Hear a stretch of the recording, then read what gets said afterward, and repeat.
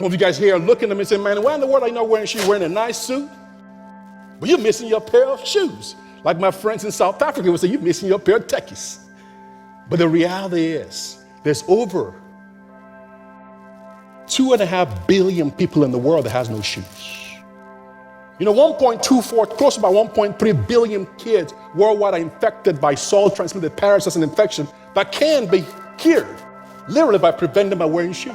Over 2 billion people in our world will never be able to afford a pair of shoes. You know, to us in this country, a pair of shoes is a fashion statement.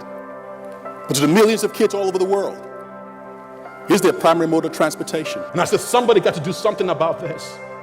And I went back to America. My wife and I started this organization called Samaritan's Feet, with a vision to go put shoes in the feet of 10 million children. And every time we give them shoes, we say we want to do something very special. We just want to give them shoes. We want to be able to dignify those children and look them in the eye and ask those children, can they dream big dreams? But what inspired me, what got me all excited was the fact that I saw a need, I lived the need, and I can do something about that need. And it's amazing when you choose to do something that's much bigger than you. You'll be shocked the type of change you can bring to the world. What's your footprint looks like for truly creating social change in our world?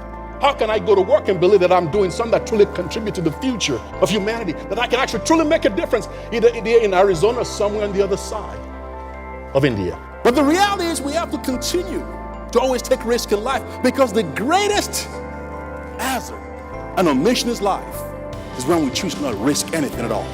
See, a friend of mine told me a long time ago that the greatest tragedy in life isn't death. He said it's a life lived without purpose.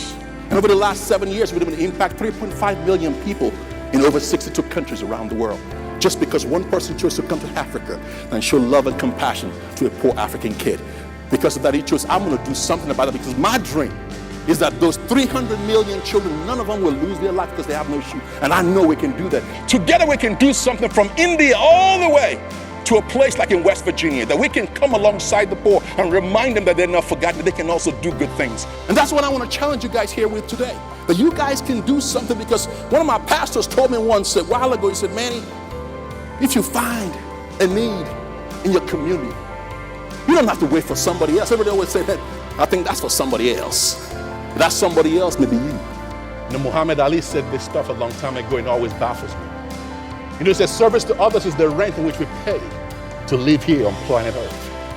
Every single one of us has the power of what it takes to change this world. See, I could stay here and tell you all this stuff, but it doesn't really matter. You got to go out there and help look in the eyes of people and see who it is and help change their world. Because if you want to truly be great, you've got to learn the power of what it means to serve.